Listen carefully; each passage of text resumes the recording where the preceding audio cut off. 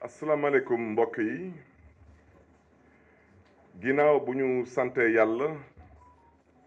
gërëm suñu mbokk journalistes yi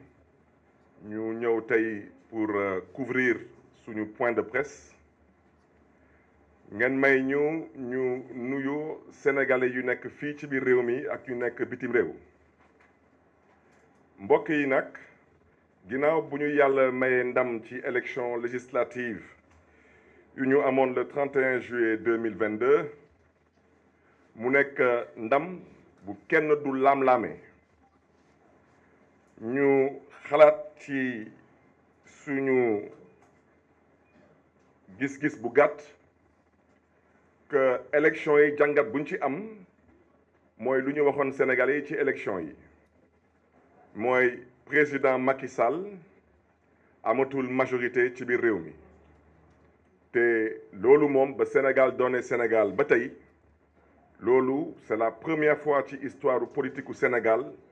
président nekk en exercice te bañ a am majorité ci assemblée nationale lu ko waral ñëpp xam nañ ko mooy puukare bu président Macky Sall nekkee ci réew mi ak njabootam jaay doole bu président Macky Sall di wootee ci réew mi ñàkk ormal démocratie bu président nekkee ci réew mi ak ñoom seen loolu moo waral tey askanu Sénégal wane ful ak fayda jël nag seen yaakaar dénk ko intercoalition Yewwi Wallu mbokk yi ba ñuy campagne dañu doon engagement ci askanu Sénégal ne leen ginnaaw bu président Macky Sall nekkee minoritaire ci biir dëkk bi ñu ngi sàkku ci yéen mbokk yi ci yar ak teggin ci jàmm ak salaam ci yéene ak yaakaar ngeen jël seen majorité ngeen dénk ñu seen majorité ñu toogal leen ci assemblée nationale toogaay bu am fulla ak fayda ak yéene ak yërëmande ànd ci nag ak pas-pas ak yaakaar mbokk yi ngeen may ma nag ma yëgal leen ak mbégte su ma yéenewu nekk candidat suba incha allah lundi le 12 septembre 2022 ci poste président wu assemblée nationale bu Sénégal mbokk yi mbégte boobu nag mbégte bu yaatu la parce que nga nekk ci coalition ëppoo fa xam-xam ëppoo fa fit ëppoo fa engagement politique ay leader tànn la loolu dañ ci sant yàlla moo tax ngeen may ma gërëm ma sant conférence des leaders coalition Yewwi Askan Wi mbokk yi nag assemblée nationale bi su ci yàlla àndee nuñ ko fas yéene doxalee mooy lu sénégalais yi namm ci assemblée nationale du Sénégal mooy ay député yuy toogal seen askan te bañ a fa toogal président de la république ay député yu nangu toogal seen askan te nangu di contrôler daanaka di saytu lii di gouvernement bi di liggéey ay député yu nangu tamit di voter moo xam ay projet de loi yu bàyyeeku ci gouvernement bi wala ay proposition de loi yu bàyyeeku ci député yi wante ay une fois de plus ay texte de loi yuy jàppale askanu Sénégal yuy dimbali askanu Sénégal yuy défendre askanu Sénégal moo tax assemblée nationale boobu ñu bëgg mu nekk assemblée nationale buy mën a garantir lu ñuy wooye séparation des pouvoirs wante Macky Sall di bëgg a nekk ci dëkk bi di buum du ak di bummi loolu moom dafa nar a dakk Sénégal moo tax ñu ne assemblée nationale boobu day nekk assemblée nationale buy may Macky Sall aafiya mais buy xeex tamit ba askanu Sénégal tamit am aafiya bay nekk assemblée nationale tamit buy def kéem kattanam ba justice sénégalaise tamit am tamit aafiya pour Sénégalais yi di ci mën a gis tamit seen bopp day nekk tamit assemblée nationale buy joxaat crédibilité démocratie sénégalaise mbokk yi assemblée nationale bu ñu namm gis ñun mooy assemblée nationale buy tegaat lépp ci yoon daanaka dund bu cher bi ala kulli al nguuru Macky Sall dinañ ko teg ci suuf incha allah dund bi cher bi lu ko waral ñëpp xam nañ ko mooy état bu namm surtaxer le quotidien des Sénégalais te ci campagne bi joxe woon naa fi benn exemple nee naa Sénégal lépp lu ngeen laal Sénégal lu mu munti doon nag su doon jar 100 francs da ngeen jàpp ni que 50 francs ba 60 francs yëpp ay taxe la te lu koy firndeel dañu jëlee exemple essence oto buy jógee ba Mali daw ba Sénégal te amul chargement ñëw fi port de Dakar yëpp fi gasoil wala yëpp fi essence delluwaat Mali su ngeen demee tey Mali litre super wala litre gasoil moo gën a yomb tey Bamako ko fii Dakar kon dund bu cher bi te lu ngeen mënti laal moo xam ceeb diwlin suukar lu ngeen mënti laal noonu la mbir bi tëddee kon ñu ne loolu dinañ ko xeex leneen tamit lu ñuy fas yéene xeex ci assemblée nationale mooy bépp loi bépp décret bépp arrêté bu président Macky Sall ak nguuram jël te muy lor askanu Sénégal su ma xel ngi dem ci lu mel ni la vente de l'hôpital Aristide Le Dantec man Barthélémy Dias kenn dégguma ci biig rek maa ngi dégg jaay nañ benn genn wàlla université bu Dakar man Barthélémy Dias kenn dégguma ci parce que nag lu ëpp tuuru te wolof njaay nee na fulla nag mooy jaay daxaar dama ne askanu Sénégal du ñu dénk seen baat ñuy am xel ñaar ci taxawaay bu ñuy am ci assemblée nationale lépp lu président Macky Sall def ci ay licence de pêche na xam ne ni moom rek la engagé parce que dama ne wolof njaay nee na balaa ngay laax jaay nga laax lekk te askanu Sénégal dañu sonn dañu tay ci Macky Sall nu mu nekkee ci dëkk bi foog ne ni dañ ko dénk moomeelam te dañ ko dénk moomeelu askanu Sénégal mu bañ ko waxtaane bañ ko pencoo ne da koy aakimoo ne da koy pàccoo ak ay mbokkam loolu nag dina dakk moo tax mbokk yi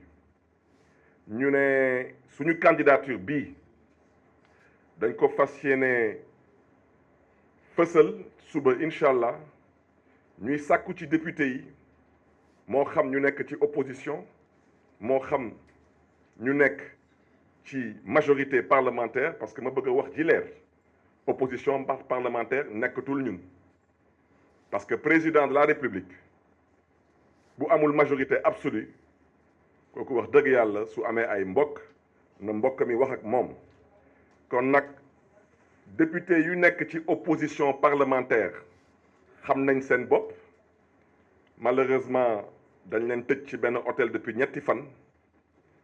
wax dëgg yàlla regroupement nawetaan sax amul loolu regroupement nawetaan daal ci gàttal sax da ngay ñëw ci suba si rek ngeen añ après ngeen dem football yi wante regroupement ñetti fan moom loolu lu muy wane ni day wane ni que président Macky Sall dafa jaaxle dafa tiit te yoratul majorité ci assemblée nationale ñu ne assemblée boobu mbokk yi lépp luy koom-koomu Sénégal lépp luy richesse bu sénégalais yi am dañ ko fas yéene leeral pour sénégalais yi xam ne exactement loolu lu mu toll ci koom-koom ak lan lañ ci mën a liggéey te danaa leen jox benn exemple mbokk yi wax naa leen exemple hôpital Aristide Le Dantec xam ngeen lu nopp mënul dégg ak lu xel mënul nangu mooy dëkk bu am pétrole dëkk bu am gaz dëkk bu am zircon ñu nekk pour tabax lu mel ni hôpital foog ñu jaay genn wàll hôpital gi pour tabax hôpital bi loolu wax dëgg yàlla ñàkk yéene ak ñàkk yërëmande mënul weesu loolu mbokk yi nag ñu ne assemblée boobu nuñ ko gisee nuñ ko nammee mooy nu ko sénégalais yi gisee nu ko sénégalais yi nammee mooy yàqal président Macky Sall taxuñu jóg parce que président Macky Sall ñortuñu parce que nag wax dëgg yàlla lu sénégalais yi def le 31 juillet 2022 ku mu doyut leneen du la doy kon suñu taxawaay xam nañ ko mooy gunge gouvernement Macky Sall ci lépp luy intérêt peuple sénégalais wante lépp lu ngeen xam ne ni day lor askanu Sénégal dañ ko fas yéene xeex te teg ko ci suuf ci fulla ak fayda ci yar ak teggin ci yéene ak yërëmande ci suñu askan ak yaakaar bu askan bi am ci ñun kon nag mbokk yi loolu laa bëggoon wax ci gàttal ñuy gërëm ñëpp di sant ñëpp di ñaanal askanu Sénégal yàlla na leen yàlla gën a yokkal sutura yàlla na yàlla xeeb dolli lu mu teg Sénégal tey ci jàmm te leen di jox dig daje incha allah suba ci assemblée nationale du Sénégal di bëgg nag am leneen lu ma ciy yokk dama ne ñun nekkoon nañu ay député ci assemblée nationale du Sénégal ñu may waxal xam nañ seen bopp dama ne ñu nar a suba organiser élection président assemblée nationale du Sénégal dañ leen bëggoon nekk xamal ne ni que bii mooy 14e fois bu assemblée nationale di procéder ci exercice bu mel noonu kon nag bu fi kenn indi lu fi musul am bu fi kenn jéem a def lu fi musul am parce que wax naa ko suñu taxawaay ci assemblée nationale bu ci kenn am xel ñaar day nekk taxawaay bu ànd ak fulla bu mat sëkk fayda bu mat sëkk ak yéene ak yaakaar ci suñu askan ñu ngi leen di gërëm di leen di sant jërë ngeen jëf mbokk yi. Chères concitoyennes, chers concitoyens, mesdames, messieurs les journalistes, les résultats des élections législatives du 31 juillet 2022 ont révélé une évidence. La coalition présidentielle est minoritaire. Pour la première fois dans l'histoire politique de notre pays, le président de la République n'obtient pas la majorité absolue à l'Assemblée nationale du Sénégal. Malgré les contorsions du ministère de l'Intérieur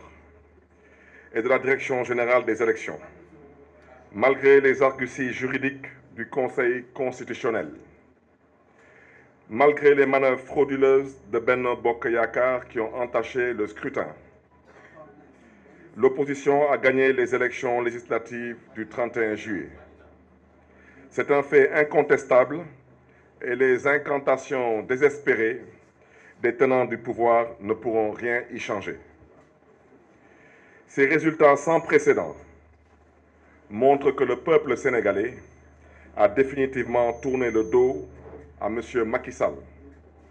et a rejeté les politiques funestes que son régime